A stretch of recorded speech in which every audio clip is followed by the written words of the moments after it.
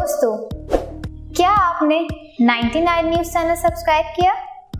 नहीं किया तो आज ही कर लें, क्योंकि 99 न्यूज़ चैनल ला रहा है अपने नाजरीन के लिए रोजाना नित नए प्रोग्राम्स। तो आज ही सब्सक्राइब करें और लाइक करें 99 न्यूज़ चैनल।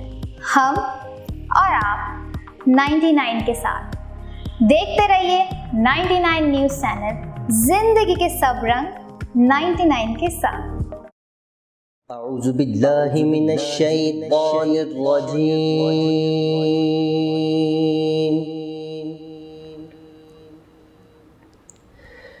बिस्मिल्लाहिर रहमानिर रहीम।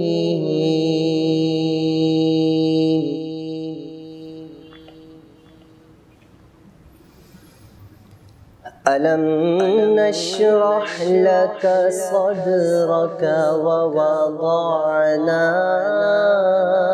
अन्क विज़रक अल्लज़ी अनक़ज़ ज़हरक व रफ़अना लक ज़िक्रक। अलम नशरह लक सदरक व वदअना अन्क विज़रक अल्लज़ी अनक़ज़ ज़हरक व रफ़अना लक ज़िक्रक।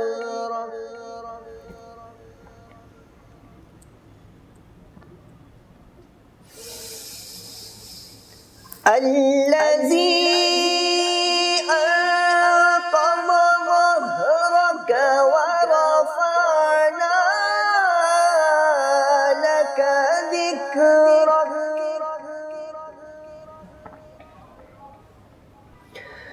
فإن مع العسر يسرا إن مع يسرا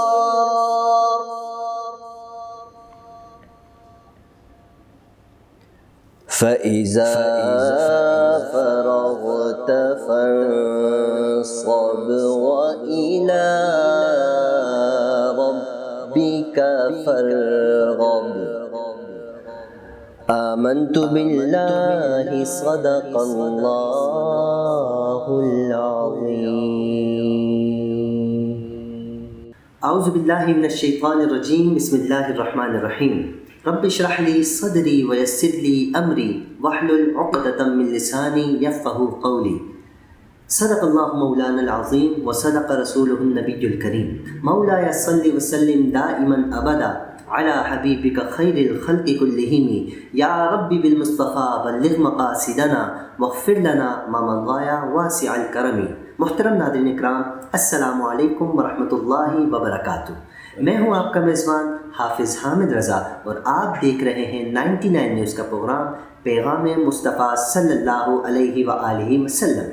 ناظرین، آپ جانتے ہیں کہ ہم پیغام مصطفیٰ لے کر آپ کی خدمت میں حاضر ہوتے ہیں اور ہمارے ساتھ مختلف علماء اکرام موجود ہوتے ہیں، ثناءخوان مصطفیٰ صلی اللہ علیہ وسلم موجود ہوتے ہیں، جن سے ہم آپ کی ملاقات کرواتے ہیں اور ہم اپنے موضوعات لے کر حاضر ہوتے ہیں. آج کا جو ہمارا موضوع ہے بہت ہی خاص ہے، بہت ہی شاندار موضوع ہے.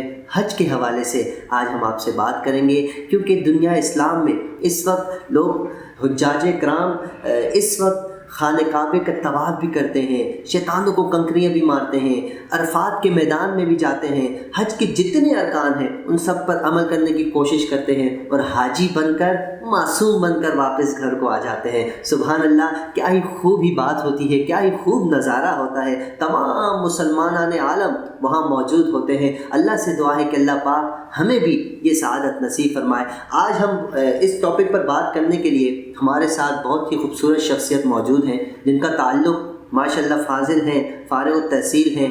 وہ الحمدللہ وفاق المدارس العربی الپاکستان سے، اور جن کا تعلق دبئی سے ہے، متحدہ عرب امارات میں ماشاءاللہ سے لیکچرار ہیں اور بہت ہی زیادہ بہت ہی اچھے مصنف ہیں، کالم نگار ہیں۔ اللہ سے دعا ہے کہ اللہ پاک حضرت کے علم میں عمل میں برکت عطا فرمائے، اور بہت شکر گزار ہیں ہم حضرت کے کہ حضرت الحمدللہ پاکستان تشریف لائے ہوئے تھے تو ہم نے موقع سے فائدہ اٹھایا، تو حضرت کو اپنے پروگرام میں مدعو کیا۔ حضرت کا ماشاءاللہ اسم گرامی ہے حضرت علامہ مولانا مفتی نور حسین افضل صاحب۔ السلام علیکم حضرت۔ وعلیکم السلام ورحمۃ اللہ وبرکاتہ۔ حضرت کیسے ہیں آپ؟ ٹھیک ہیں؟ الحمدللہ، میں ذاتی طور پہ حامد رضا صاحب محترم، آپ کا محترم ساجد ویک صاحب کا اور 99 نیوز کا تہہ دل سے مشکور ہوں کہ آپ حضرات نے مجھے یہاں مدعو کیا، جزاکم اللہ خیر۔ حضرت آپ کا بہت بہت شکریہ کہ آپ اپنا قیمتی وقت نکال کر یہاں تشریف لائے اور ہمارے پروگرام کو آپ نے زینت بخشی، بہت بہت شکریہ حضرت آپ سے۔ ناظرین، انشاءاللہ ہم حضرت سے گفتگو کا آغاز کریں گے، اور میں آپ کو بتاتا چلوں کہ آج ہمارے ساتھ عالم اسلام کے مشہور و معروف نعتخواں، جن کی آواز میں انشاءاللہ ہم آواز ان کی ہوگی، اور انشاءاللہ ہم مکہ مدینہ کی سیر کر رہے ہوں گے، اور ہم ان سے ریکویسٹ کریں گے کہ آج حج کے حوالے سے بھی کوئی کلام پڑھے تاکہ ہماری یادیں تازہ ہو جائیں، جو وہاں گئے ہیں ان کی یادیں تازہ ہو جائیں، اور جو نہیں گئے اللہ سے دعا ہے کہ اللہ پاک اس پاک مہینے کے صدقے اللہ پاک ان سب کو حج بیت اللہ کی سعادت نصیب فرمائے۔ میری مراد محترم جناب وسیم عباسی نقشبندی صاحب۔ السلام علیکم وسیم بھائی۔ وعلیکم السلام ورحمۃ اللہ۔ کیسے آپ؟ خیریت سے ہیں؟ ٹھیک ہے الحمدللہ، آپ کا بہت شکریہ کہ اس خوبصورت پروگرام، اور ماشاءاللہ کہ جیسے آج کا موضوع بھی آج کے حوالے سے ہے، پچھلے سال سرکار کے کرم سے میں موجود تھا، آج کی سعادت والدہ کے ساتھ نصیب ہوئی، اور میری آج آپ نے اپنے جیسے انٹرو میں کہا کہ جی وہاں کی یادیں وابستہ ہو جائیں گی، وہاں کی نورانیت اور خوبصورت نظارے جو تھے تو وہ ابھی سے ہی میرے گردش کر رہے ہیں۔ تو پھر اللہ رب العزت ہم سب کو سعادت نصیب فرمائے، اور یہ جو کرونا وائرس اللہ اس سے بھی نجات عطا فرمائے تاکہ جانے کے اسباب ہمارے دوبارہ ہو جائیں۔ بہت بہت شکریہ وسیم بھائی آپ کا کہ آپ اپنا قیمتی وقت نکال کر تشریف لائے، اور انشاءاللہ اب ہم زیادہ انتظار نہیں کرنا چاہتے، ہم چاہتے ہیں کہ ڈائریکٹ پروگرام کا آغاز تو تلاوت قرآن پاک سے ہو چکا، اور اب میں چاہوں گا کہ ہم ہدیہ نعت کی طرف بڑھتے ہیں۔ میں آپ سے گزارش کروں گا کہ پلیز حضور پاک صلی اللہ علیہ وسلم کی در کی حاضری کے حوالے سے ایک کلام۔ جی، میں حج پہ جب گیا تھا تو خانہ کعبہ کا جب طواف ہو رہا تھا تو کثیر تعداد ہمارے گروپ میں موجود تھی، تو جو حمد باری تعالیٰ سبیر رحمانی صاحب نے طواف کرتے ہوئے جو منظر کشی کی تھی، کلام لکھا تھا، اس کے چند اشعار۔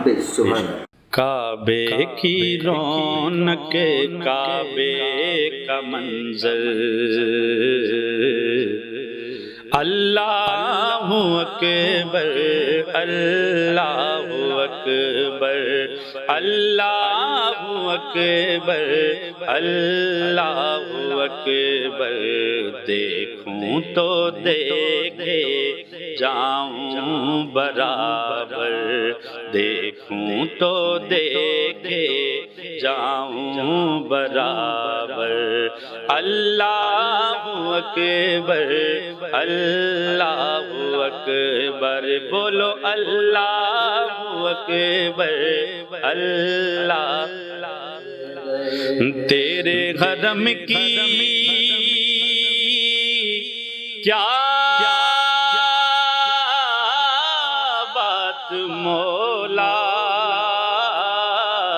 تیرے کرم کی کیا بات مولا، تیرے کرم کی کیا بات مولا، تا عمر لکھ دے آنا مقدر، تا عمر لکھ دے آنا مقدر، اللہ اکبر اللہ اکبر اللہ اکبر اللہ اکبر۔ یاد آ گئی جب اپنی خطائیں،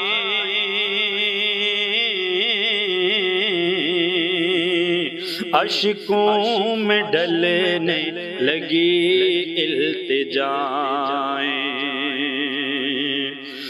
میرے مولا میرے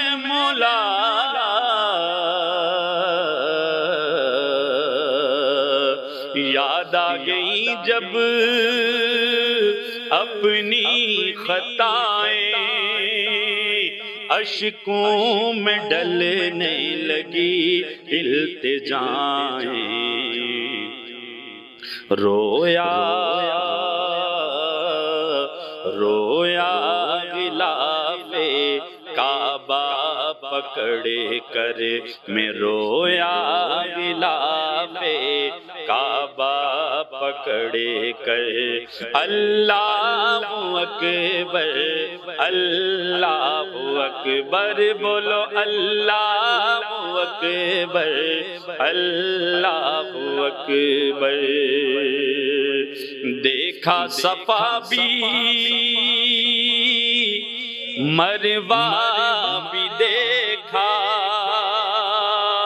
رب کے کرم کا جلوہ بھی دیکھا، رب کے کرم کا جلوہ بھی دیکھا، دیکھا رواں ایک سروں کا سمندر، دیکھا رواں ایک سروں کا سمندر، اللہ اکبر اللہ اکبر، بولو اللہ اکبر اللہ اکبر، چاہے جنت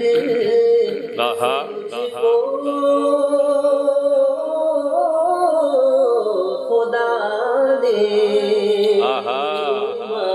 ہے تجھے کو میرے مصطفیٰ نے بھیجا ہے، جنت سے تجھ کو خدا نے چوما ہے تجھے کو میرے مصطفیٰ نے، اے حجر اسود تیرا مقدر، اے سنگ اسود تیرا مقدر، اللہ اکبر اللہ اکبر، مولا سبھی اور کیا چاہتا ہے، بس مغفرت کی عطا چاہتا ہے، بس مغفرت کی عطا چاہتا ہے، بخشش کے طالب پہ اپنا کرم کر، تو بخشش کے طالب پہ اپنا کرم کر، اللہ اکبر اللہ اکبر،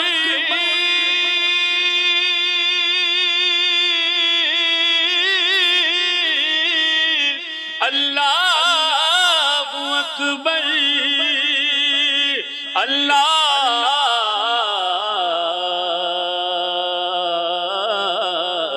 اللہ اللہ اکبر اللہ اکبر اللہ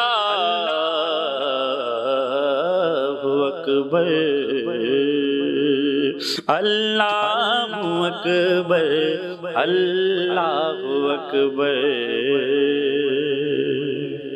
سبحان اللہ جزاک اللہ جزاک اللہ، بہت شکریہ، محمد وسیم عباسی صاحب سبحان اللہ، یقین جانیے آپ نے اس وقت ہمیں کعبۃ اللہ کے طواف کا منظر دکھا دیا کہ ہر عاشق جب بھی وہاں جاتا ہے، جب کوشش ہوتی ہے کہ کعبۃ اللہ کو کسی طرح ہاتھ لگا لیا جائے، غلاف کو کسی طرح پکڑ لیا جائے، کاش کہ اللہ کرے یہ سعادت بار بار ہر مسلمان کو نصیب ہو۔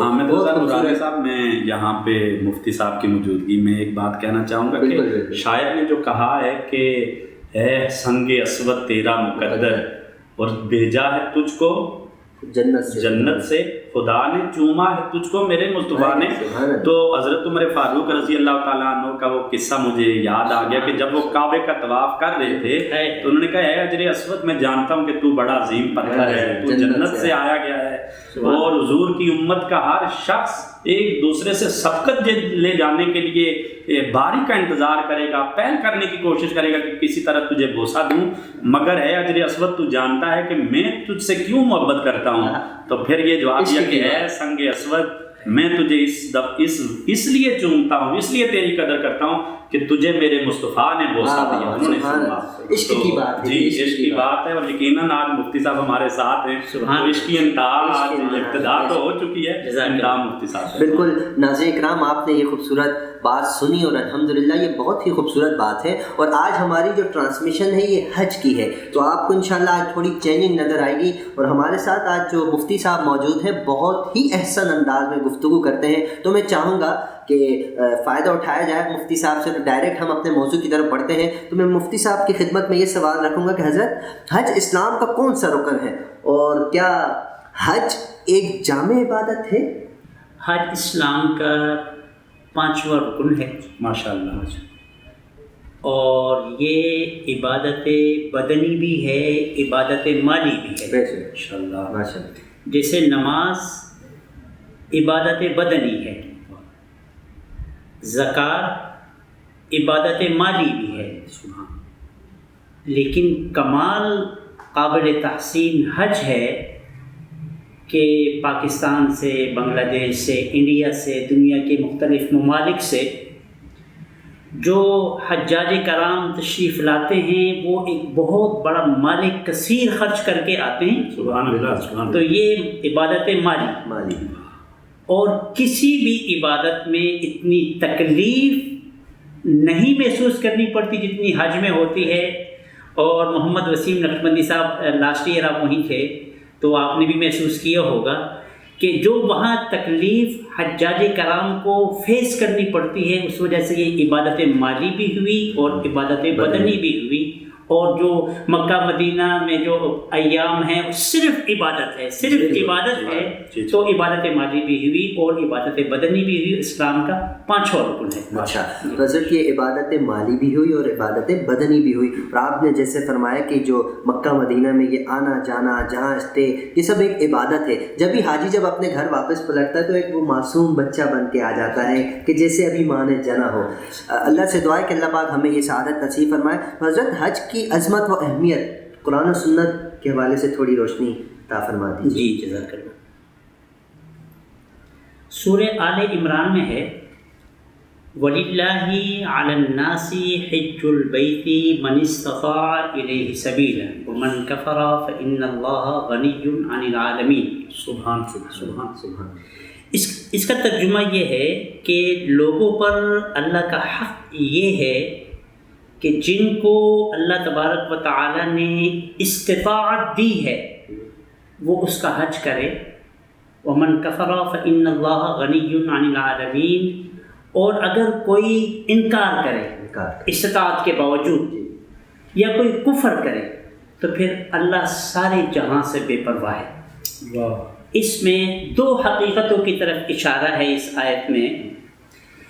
एक ये है कि हज के बारे में ये कहा गया है कि जिस शख्स के पास इस्तिताअत है, इस्तिताअत का माना फिर फुक़हा ने बयान किया है, और वो ये है कि किसी शख्स के पास इतना माल हो कि वो अपने माल वो सफ़र भी कर सके और पीछे घर वाले जिनके ज़िम्मे नान व नफ़का है उनके लिए इतने अय्याम का राशन भी दे सके, और वो ख़ुद भी वहाँ गुजारा अपना औकात को गुजर बसर कर सके और इनको भी नान नफ़का दे सके।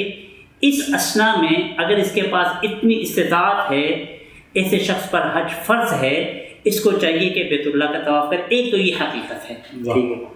अच्छा, इसी आयत में जो दूसरी हकीकत है वो ये है कि इस्तिताअत है, माल है, उसके बावजूद नहीं जाना सारी आयत कुरानी का इनकार है अमली तौर पे। अल्लाह। और जो ज़बान से कुफ्र इख्तियार करे फिर अल्लाह ने फरमाया कि मैं उससे बेनियाज़ हूँ। नाज़रीन, आपने सुना कि जो हज की जो सादा इस्तिताअत रखता है, अगर वो फिर भी हज करने नहीं जाता तो ये बहुत बड़ा वो अपने साथ जुल्म कर रहा है। तो आप सबसे गुजारिश है कि जितने अहबाब हमें जो इस वक्त देख रहे हैं, अगर आपके पास इस्तिताअत है, आप इस्तिताअत रखते हैं, तो जितनी जल्दी हो सके आप इरादा कर लीजिए। अल्लाह पाक تب سے لے کر تب تک کہ جب تک آپ کا سفر نہیں شروع ہو جاتا اللہ پاک آپ کے نامہ اعمال میں نیکیاں لکھتا رہے گا۔ اللہ سے دعا ہے کہ اللہ پاک مجھے اور آپ کو یہ سعادت عطا فرمائے۔ تو ناظرین ہم اپنے موضوع کو آگے بڑھاتے ہیں، لیکن میں چاہوں گا اس دوران نعت مصطفیٰ صلی اللہ علیہ وآلہ وسلم پیش کرنے کی سعادت حاصل کریں ہمارے وسیم بھائی، اور ہم اور مفتی صاحب اس نعت شریف کو سننے کی سعادت حاصل کرتے ہیں۔ تو میں گزارش کروں گا وسیم بھائی سے ہدیہ نعت۔ ہمیں سرکار بلوانا مدینہ یاد آتا ہے، مدینہ یاد آتا ہے، کرم حسنین کے نانا مدینہ یاد آتا ہے، مدینہ یاد آتا مدینہ یاد آتا ہے، دعا مقبول ہو جائے گی آقا مان جائیں گے، دعا مقبول ہو جائے گی آقا مان جائیں گے، صدا دو تم فقیرانہ، صدا دو تم فقیرانہ، مدینہ یاد آتا ہے، مدینہ یاد آتا مدینہ یاد آتا ہے، مزار فاطمہ پہ کربلا والوں کی یاد آئی، مزار فاطمہ پہ کربلا والوں کی یاد آئی، محمد مصطفیٰ کا وہ گھرانہ یاد آتا ہے، گھرانہ یاد آتا ہے، کمال آقا کی محفل میں ہیں سارے دید کے پیاسے، وہاں کی عید کے پیاسے، کمال آقا کی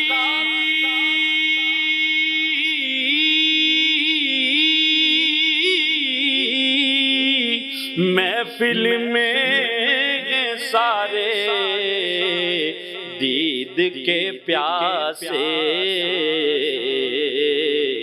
انہیں اشکوں سے بتلاؤ مدینہ یاد آتا ہے، مدینہ یاد آتا مدینہ یاد آتا ہے، کرم حسنین کے نانا مدینہ یاد آتا ہے، مدینہ یاد آتا ہے۔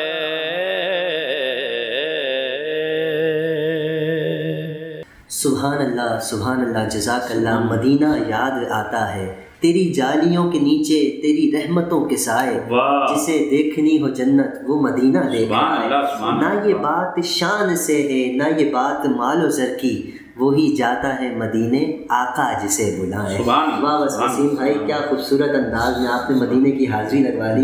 اللہ سے دعا ہے کہ اللہ پاک آپ کو، ہمیں، ہم سب کو مدینہ پاک کی حاضری نصیب فرمائے۔ ناظرین اکرام، اب ہم بڑھتے اپنے موضوع کی جانب میں۔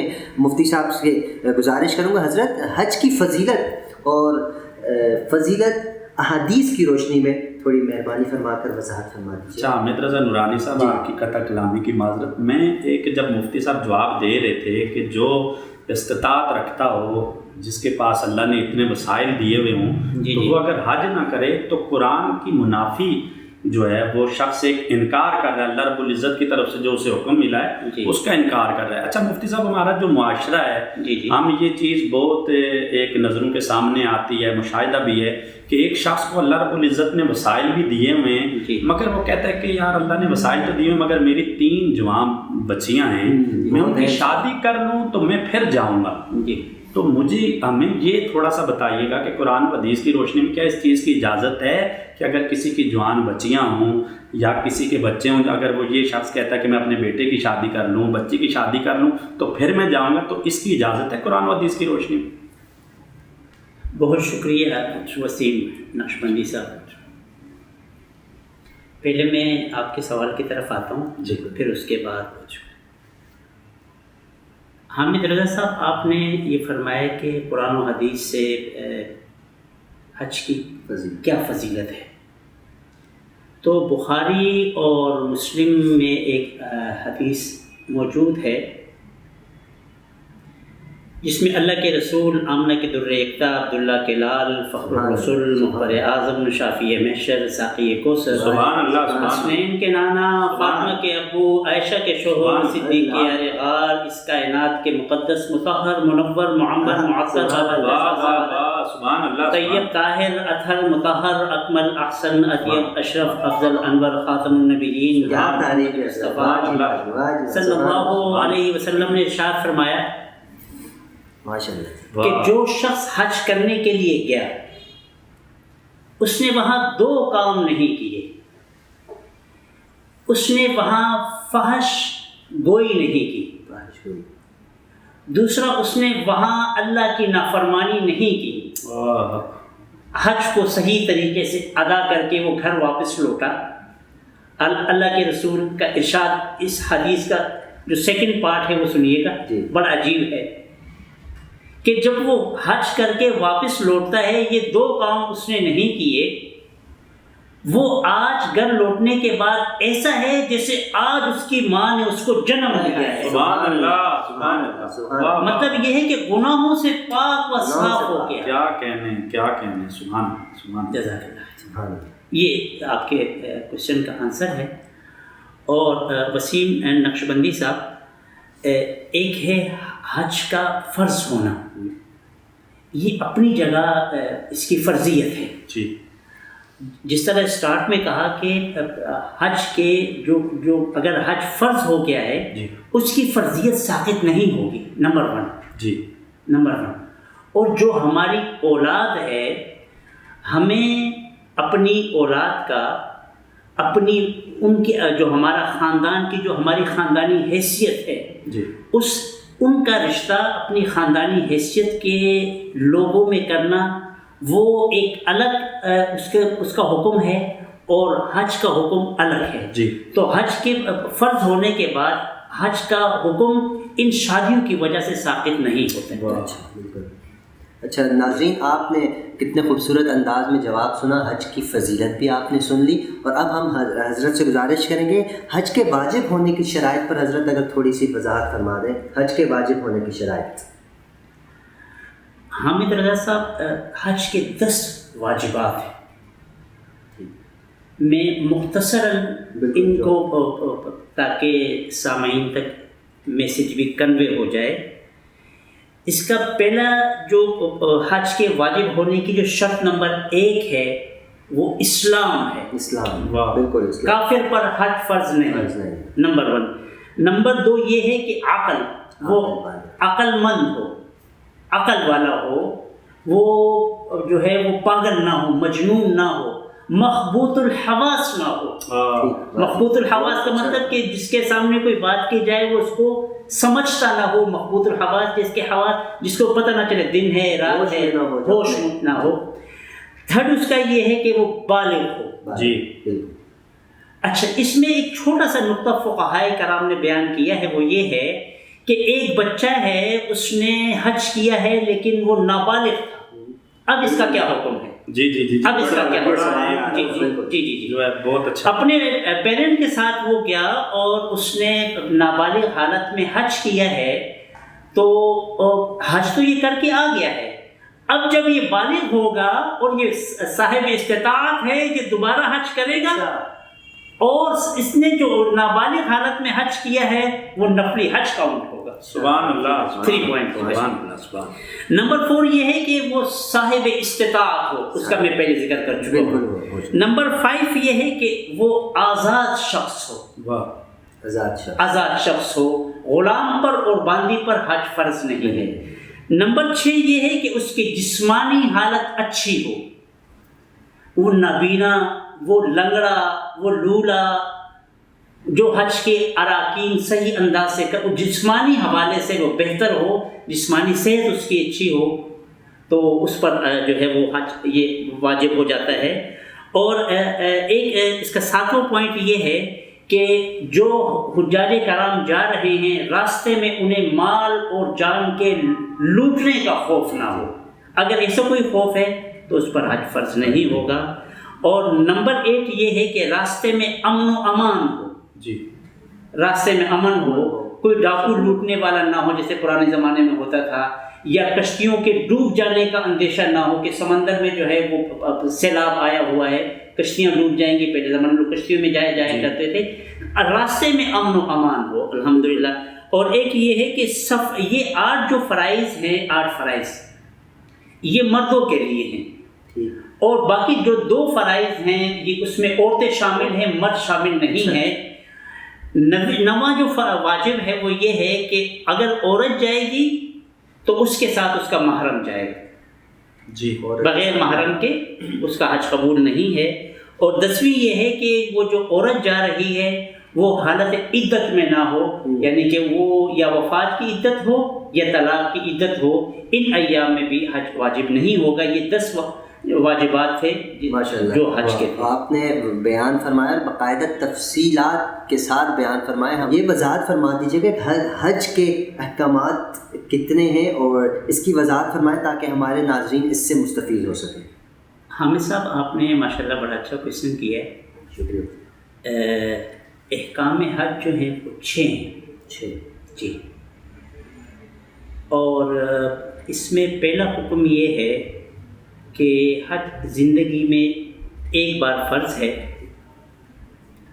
اور عملی طور پر اس کا انکار ممکن نہیں ہے، اور اگر زبانی طور پر انکار کرے گا تو وہ کفر کا درجہ 1 پہ چلا جائے گا، اور عملی طور پہ نہ جانے والا استطاعت کے باوجود وہ سخت ترین گناہ گار ہے. یہ حکم نمبر 1 ہے. اچھا، حدیث میں حج فرض ہونے کے بعد ایک ہدایات ہے، وہ یہ ہے کہ اللہ کے رسول صلی اللہ علیہ وسلم نے ارشاد فرمایا کہ جس پر حج فرض ہو جائے، حدیث کا مفہوم ہے، اسے چاہیے کہ اسی سال حج کرے. واہ. اس کا ریزن آگے بیان کیا ہے، حدیث میں ایک لفظ بیان کیا ہے، وہ یہ ہے کہ ہو سکتا ہے کہ آپ کی اونٹنی گم نہ ہو جائے. اونٹنی گم نہ ہو جائے. اس اونٹنی گم نہ ہو جائے کا محدثین نے اس کا معنی یہ نکالا ہے کہ اس کا مطلب یہ ہے کہ ہو سکتا ہے یہ جو اللہ کے رسول نے یہ فرمایا کہ اسی سال حج کیا جائے، اور اگر تاخیر کریں گے تو اونٹنی گم نہ ہو جائے. اس کا مطلب یہ ہے کہ نیکسٹ ایئر ہو سکتا ہے بیمار ہو جائے. 3rd اس کا ہو سکتا ہے کہ یہ معذور ہو جائے، اس لیے اسی سال حکم یہ ہوا کہ حج فرض ہو جائے تو فوراً حج کر دیں. یہ 2nd حکم ہے. 3rd یہ ہے کہ والدین کی اجازت لی جائے. بالکل سبحان اللہ. اور اسی میں ایک اور حکم ہے کہ اگر کوئی مقروض ہے اور کسی سے اس نے ٹائم لیا ہوا ہے تو جس کو اس نے پیسے دینے ہیں اس سے بھی اجازت لی جائے. جی. نمبر 4 یہ ہے کہ اگر ایک شخص، یہ بھی بڑا قابل احترام ہے وسیم نقشبندی صاحب، حامد رضا صاحب سر، ایک شخص ہے، حکم نمبر 4 احکام حج میں، اس کی جو آمدنی کے ذرائع ہیں وہ حرام ذرائع ہیں. اس کا حکم فقہا نے بیان کیا ہے، ایسے شخص کا حج، ایسے مال سے حج کرنا وہ حرام ہے۔ اللہ اکبر، اللہ اکبر۔ جو شخص، حکم نمبر 5، جو ایک شخص ہے، میقات ہیں، میقات کا معنی یہ ہے، وسیم نقطہ نصاب آپ نے، خانہ کعبہ کی چاروں طرف میقات ہیں۔ اگر کوئی شخص اس میقات میں داخل ہو جائے اور وہ حج کے ارادے سے نہ ہو، قابل غور ہے، حج کے ارادے سے نہیں تھا، میقات میں داخل ہو گیا، اب اس پر جو ہے احرام باندھنا فرض ہے، اور اگر وہ ان دنوں میں گیا تو حج اس پہ فرض ہوگا۔ واہ کیا کہیں، ماشاءاللہ سر۔ یہ جو حکم ہے کہ آپ جلدی اگر فرض ہو جائے تو جلدی کریں، تاخیر اس میں بہتر نہیں ہے۔ اشارہ یہ ہے کہ ہو سکتا ہے کہیں کوئی معذور ہو جائے، اور اگر وہ معذور ہو گیا تو پھر کیا حکم ہے، یہ بھی قابل غور ہے کہ تاخیر ہوئی، جب حج فرض ہوا تو صحت مند تھے، جب تاخیر ہوئی تو تاخیر کے بعد وہ معذور ہو گیا، اب معذور ہوا تو فقہا نے اس کا حکم بیان کیا ہے کہ وہ حج بدل کروائے، ایک آدمی کو حج پر بھیجے اور اس کا خرچہ برداشت کرے، اور حج بدل اپنا اس کے ذریعے کرے۔ یہ جو ہے وہ احکام حج تھے جو میں آپ کے سامنے جن کی تفصیل ماشاءاللہ مکمل بہت خوبصورت انداز میں آپ نے بیان فرمائی۔ حضرت جیسے کہ حج کے 4 فرائض ہیں، حج کے 4 فرائض ہیں، اگر ان 4 فرائض میں سے اگر کوئی بھی ایک فرض اگر رہ جاتا ہے تو کیا حج قبول ہوگا؟ اس کی وضاحت فرما دیجیے۔ جی، حج کے 4 فرائض ہیں، اور ان 4 فرائض میں اگر کوئی ایک بھی، وسیم نقشبندی صاحب زیارت کر کے ہم سب کو بار بار اللہ لے جائے، ایک بھی رہ جائے تو وہ حج اس کا فرض نہیں ہوگا، حج مکمل اس کا نہیں ہوگا، وہ نامکمل حج ہوگا اگر 4 فرائض میں کوئی ایک فرض رہ جائے۔ پہلا فرض یہ ہے کہ وہ جب میقات میں داخل ہو تو احرام پہنے، نمبر 1، احرام کے بغیر حج نہیں ہوگا۔ نمبر 2 یہ ہے، اب آپ کو عرفات کی یاد آ جائے گی کہ عرفات میں، مقام عرفات میں ٹھہرے بغیر حج نہیں ہوگا، اگرچہ وہ لمحہ تھوڑی دیر کے لیے بھی ہو، ٹھہرنا وہاں پر فرض ہے عرفات کے میدان میں۔ طواف زیارت جو ہے، طواف زیارت کے بغیر حج جو ہے وہ کمپلیٹ نہیں ہوگا، یہ حج کے فرائض میں ہیں۔ اور یہ جو میقات ہیں اور جن دنوں میں طواف زیارت کرنی ہے یہ بھی قابل غور ہے، جن دنوں میں جو ہے وہ عرفات جانا ہے، جن ایام میں مدینہ جانا ہے، ان اوقات کا برابر خیال کرتے ہوئے ان ایام میں، مقررہ وقتوں میں، مقررہ ایام میں وہاں جانا، اور وہی عبادت کرنا جن دنوں میں سارے حاجی کرتے ہیں، یہ بھی جو ہے وہ حج کے فرائض میں ہیں کہ مقررہ وقت پر مقررہ عبادت حج کے فرائض میں ہیں۔ یہ 4 فرائض تھے، اگر کوئی ایک بھی چھوٹ جائے تو حج فقہا نے کہا کہ کمپلیٹ نہیں ہوگا۔ ناظرین، اگر 4 فرائض میں سے کوئی بھی فرض اگر چھوٹ جائے تو آپ کا حج قابل قبول نہیں ہے۔ تو میں حضرت سے یہ سوال کرنا چاہوں گا کہ اپنے ناظرین کے لیے کہ حضرت یہ احرام کے مسائل کیا ہیں؟ یہ جو احرام ہے یہ بغیر سلے ہوئے 2 کپڑے ہیں، اور جو شخص حج یا عمرے کے ارادے سے جاتا ہے وہ یہ احرام پہنتا ہے۔ اچھا، یہ احرام کب پہنا جاتا ہے؟ جب میقات آتا ہے عمرے یا حج کے لیے، اس سے پہلے۔ اگر ہوائی جہاز میں جا رہے ہیں تو وہاں اعلان ہو جاتا ہے کہ میقات میں ہم انٹر ہونے والے ہیں، آپ پہلے سے احرام باندھ لیں۔ بالکل، بے شک۔ یہ احرام کا معنی کیا ہے؟ احرام کا معنی یہ ہے کہ یہ سلے ہوئے، بغیر سلے ہوئے کپڑے پہننا، اور تلبیہ، اللہ اکبر اللہ اکبر، یہ تلبیہ آگے کمپلیٹ پڑھنا، اسے احرام کہا جاتا ہے۔ اچھا، یہ احرام جو ہے، یہ احرام جب آدمی پہنتا ہے تو پہننے کے بعد کچھ ایسے جائز کام ہوتے ہیں اور مباح کام، کچھ ایسے جائز اور مباح کام وہ احرام پہننے کے بعد اس پر حرام ہو جاتے ہیں، جائز اور مباح کام بھی۔ اچھا اس کی اگزامپل ایسی ہے جیسے ہم تکبیر تحریمہ اللہ اکبر نماز باندھ لیتے ہیں، کھانا پینا تجارت یہ سارے جائز کام ہیں، یہ حرام ہو گئے جب تک سلام نہیں پھیرا۔ اسی طریقے سے احرام پہننے کے بعد ہم پر وہ جائز اور مباح کام بھی حرام ہو جاتے ہیں، اس لیے کہ یہ احرام اب صرف اس عبادت کے لیے ہے، عبادت کمپلیٹ ہو جائے گی پھر باقی دنیا داری کے کام ہوں گے۔ یہ سوال میں نے کرنا بھی تھا کہ حالت احرام میں کون سے جائز کام ہیں اور کون سے ایسے کام ہیں جن سے ہمیں منع کیا گیا ہے؟ جی وہ اسی میں آپ کو بات سمجھ میں آ گئی؟ بالکل بالکل۔ اچھا دوسرا احرام کے حکم یہ ہے، یہ بھی بڑا قابل غور ہے کہ ایک شخص ہے وہ میقات کے اندر داخل ہو گیا ہے، میقات میں داخل ہونا چاہ رہا ہے لیکن وہ حج یا عمرے کے ارادے سے نہیں آیا۔ فقہاء نے اس کا ایک مسئلہ لکھا ہے کہ ایک شخص ہے وہ مکے یا مدینے میں وہ داخل ہونا چاہ رہا ہے اور میقات کو کراس کرے گا، تو جب وہ میقات کو کراس کرے گا اگر وہ تجارت کی غرض سے آیا ہے، اگر وہ سیر و تفریح کی غرض سے آیا ہے تو وہ باقاعدہ احرام پہنے گا۔ میقات میں داخل ہونے کے لیے شرط ہے، یہ احرام کی شرائط میں ہے، اور پہلے جا کے وہ عمرہ کرے گا، بعد میں جو ہے وہ اپنے سیر و تفریح اور بزنس کرے گا۔ سبحان اللہ سبحان اللہ۔ احرام پہننے سے پہلے ایک آرڈر ہے کہ غسل کیا جائے۔ سبحان اللہ۔ غسل کرنا جو ہے یہ سنت مؤکدہ ہے۔ سنت مؤکدہ۔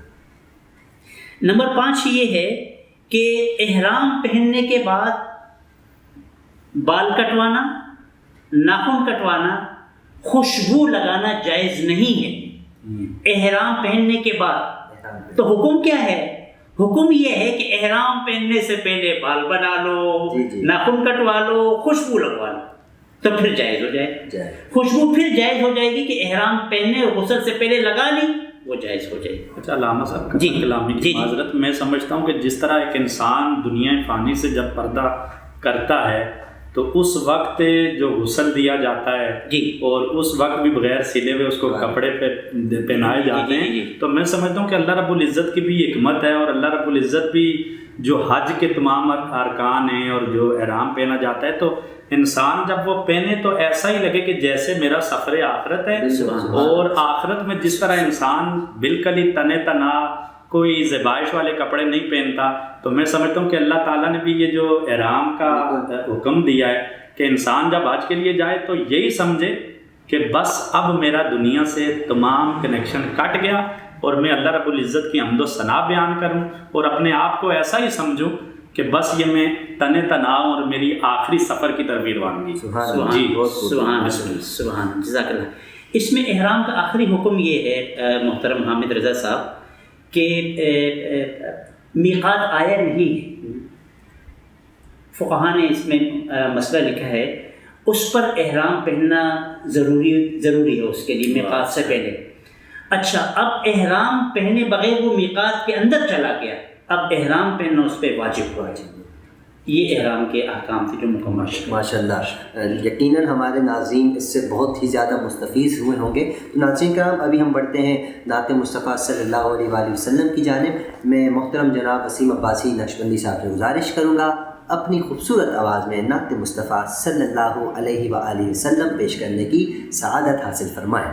الہام ہے جامع تیرا، الہام ہے جامع تیرا، قرآن امام ہے تیرا، قرآن امام ہے تیرا، منبر تیرا عرش بری، منبر تیرا عرش بری، یا رحمت للعالمین،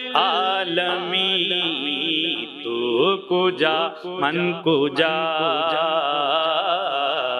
تو کجا من کجا، اے کملی والے آقا تو کجا من کجا، تو کجا من کجا، تو کجا من کجا ڈگمگاتا ہوں حالات کے سامنے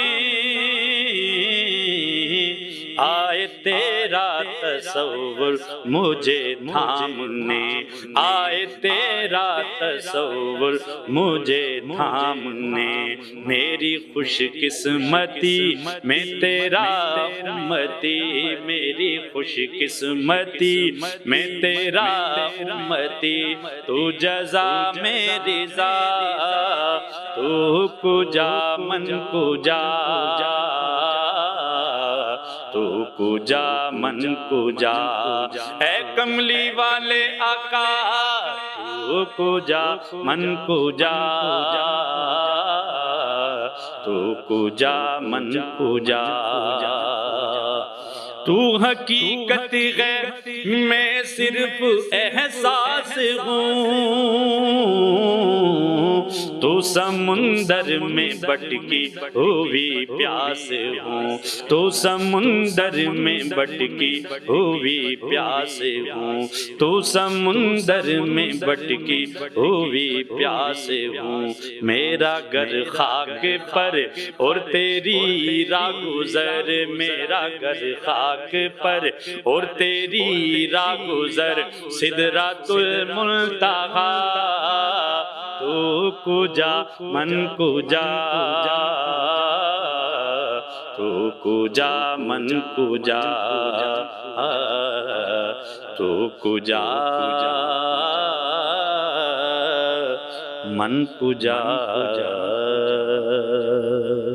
ماشاء اللہ سبحان اللہ، بہت خوبصورت انداز میں تو کجا من کجا، کیا ہی خوبصورت کلام پہ کرنے کی سعادت حاصل فرما رہے تھے. اور الحمدللہ آپ حضرت ساتھ پڑھتے بھی اور ساتھ ساتھ مسکرا بھی رہے ہوتے ہیں، پڑھنے کا مزہ ہی الگ ہوتا ہے. حضور کی ثنا خوانی یہ وہ ذکر ہے کہ یہ مایوس چہروں میں خوشی لے کے آتا ہے اور یہ پریشانیوں کو دور کرنے والا ذکر ہے. اس ذکر کے کرنے سے ہی تو خوشیاں ملتی ہیں. بالکل ناظرین، ہمیں چاہیے کہ جب بھی ہم حضور کا ذکر کریں چہرے پہ مسکراہٹ ہو، کیونکہ ہم کسی ایسی ویسی ہستی کا ذکر تھوڑی کر رہے ہیں، اس کا ذکر کر رہے ہیں کہ جس کے صدقے یہ پوری کائنات بنی ہے.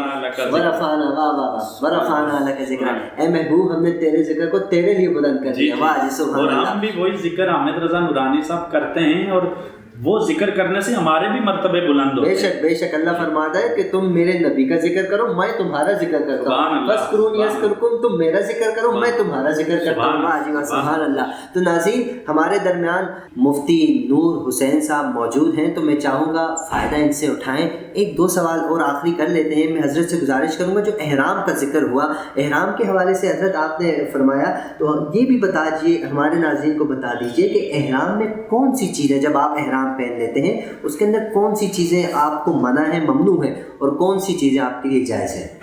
حالت احرام میں جو کام ممنوع ہیں وہ یہ ہیں کہ جنسی افعال میں مبتلا ہونا اور اپنی بیوی کے ساتھ، اپنی زوجہ محترمہ کے ساتھ ایسی گفتگو کرنا جس سے جنسی لذت حاصل کی جائے، یہ بھی منع ہے. واہ. نمبر 2، اللہ کی نافرمانی کرنا. نمبر 3، لڑائی جھگڑا، گالم گلوچ، سخت کلامی سے بھی منع کیا گیا ہے حالت احرام میں. نمبر 4، جنگلی جانور کا شکار کرنا. نمبر 5، سلے ہوئے کپڑے پہننا.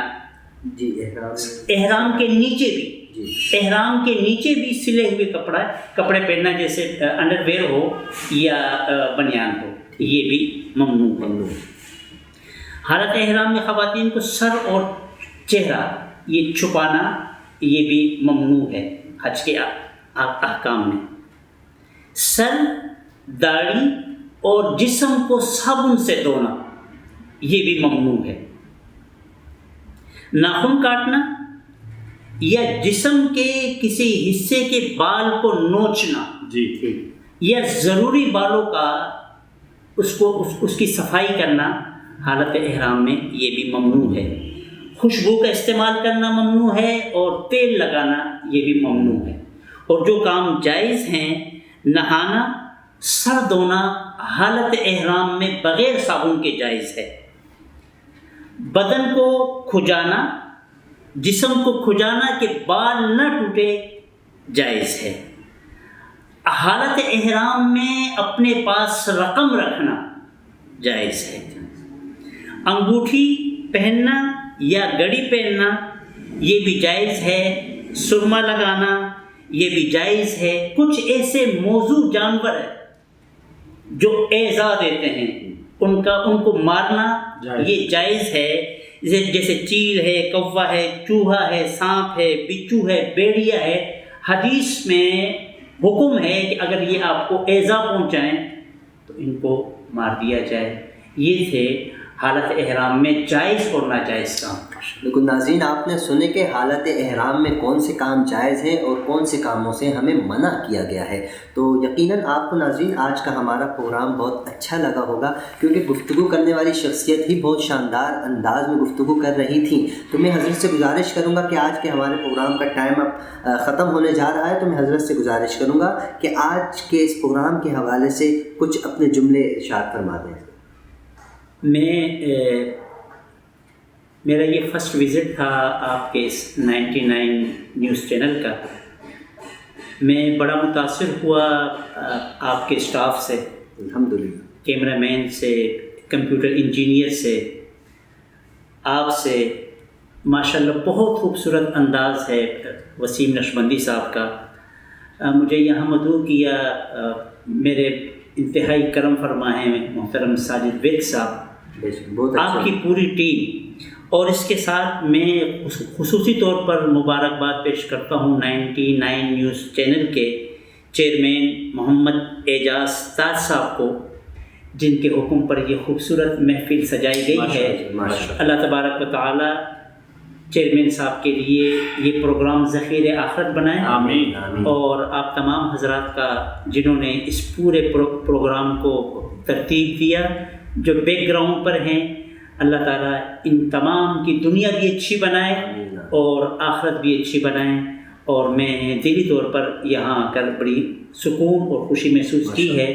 اللہ تعالیٰ ہم سب کو دنیا اور آخرت کی تمام بھلائیاں عطا فرمائے۔ آمین، اللہم آمین۔ حضرت ماشاءاللہ آپ ہمارے مہمان ہیں، آپ پاکستان تشریف لائے ہیں، آپ کا بہت بہت شکریہ۔ آپ نے ہمارے اس پروگرام کو خوبصورت سے خوبصورت بنانے میں ہمارا ساتھ دیا۔ اللہ رب العزت سے دعا ہے کہ اللہ پاک آپ کے عمل میں، علم میں، عمر میں برکت عطا فرمائے۔ اور میں وسیم عباسی صاحب آپ کا بھی بہت بہت شکر گزار ہوں کہ آپ نے اپنا قیمتی وقت عنایت فرمایا اور آپ تشریف لائے۔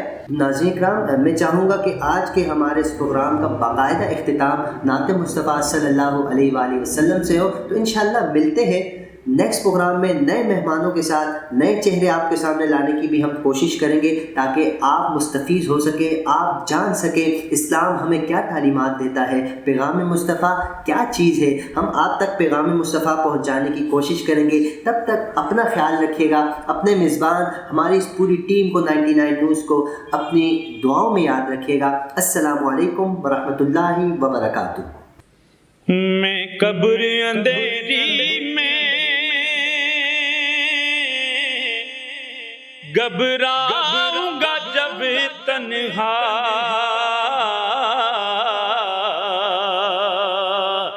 امداد میری کرنے آ جانا رسول اللہ، امداد میری کرنے آ جانا رسول اللہ، روشن میری تربت کو للہ ذرا کرنا، جب وقت نزا آئے آقا دیدار عطا کرنا، آقا سبز گنبد والے منظور دعا کرنا، جب وقت نزا آئے آقا دیدار چہرے سے ضیا پائی،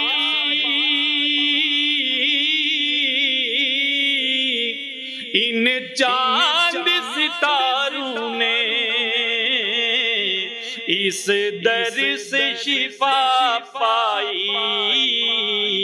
دکھ درد کے ماروں نے اس در سے شفا پائی، دکھ درد کے ماروں نے آتا ہے انہیں صابر، ہر دکھ کی دوا کرنا، جب وقت نزا آئے آقا دیدار عطا کرنا، آقا سبز گنبد والے منظور دعا کرنا، جب وقت نزا آئے آقا دیدار عطا کرنا۔